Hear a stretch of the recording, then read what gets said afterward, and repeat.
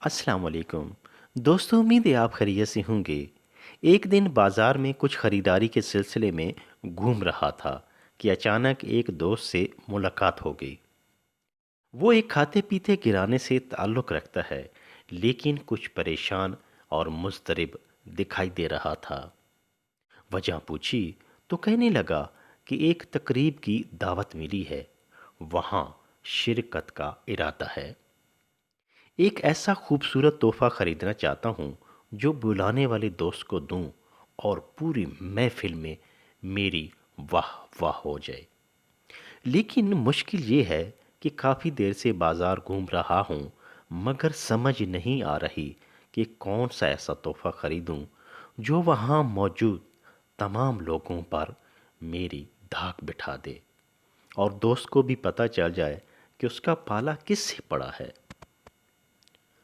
اس کی باتیں سن کر مجھے الجھن ہونے لگی کہ کیسا خبتی شخص ہے، کیسی عجیب سوچ ہے اس کی۔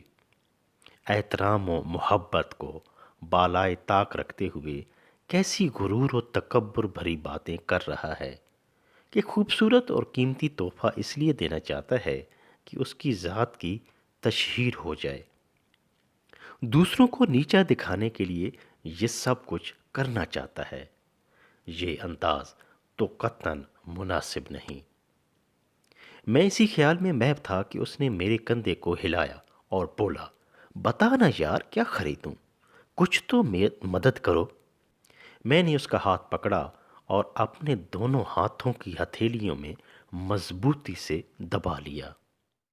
پھر اسے مخاطب ہوا اور کہا، اے میرے پیارے دوست، خوبصورت تحفہ دینے سے پہلے اپنے دل کو بھی خوبصورت بناؤ۔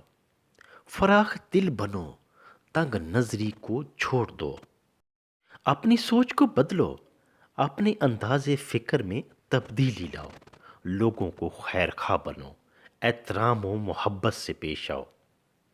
تحفہ تو پیار و محبت اور تعلقات کو بڑھانے کے لیے دیا جاتا ہے، نہ کہ اپنی دولت و شخصیت کی دھاک بٹھانے اور شہرت کے لیے۔ اگر تحفہ میں خلوص اور احترام نہیں تو پھر وہ تحفہ نہیں، بلکہ وہ کانٹوں سے بھری ایک ایسی بدبودار پوٹلی ہے جو کہ خوشی و تسکین ہرگز نہیں دے پائے گی، بلکہ ذہنی کوفت اور اذیت کا باعث بنے گی۔ وہ بڑے غور سے یہ باتیں سن رہا تھا۔ میں نے ہاتھ کو چھوڑا اور اس کے ساتھ بغل گیر ہو گیا۔ اسے زور سے بھینچا، کاندھوں کو تھپ تھپایا اور منہ اس کے کان کے قریب کرتے ہوئے سرگوشی کے انداز میں بولا، یاد رکھو دوست، کسی کی خدمت میں پیش کیے جانے والے تحفوں میں سب سے بہترین تحفہ احترام ہے۔ اتنا کہہ کر میں اس سے جدا ہو گیا اور اپنی راہ کو چل دیا۔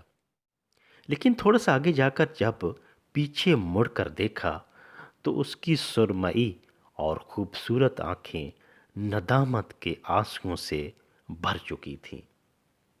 میری بات اس کی سمجھ میں آ چکی تھی اور وہ اپنی سوچ پر پچھتا رہا تھا۔ تو میرے عزیز دوستو، انسانیت کے لیے، اپنے دوستوں کے لیے، اپنے چاہنے والوں کے لیے احترام کو ہمیشہ ملحوظ خاطر رکھیں۔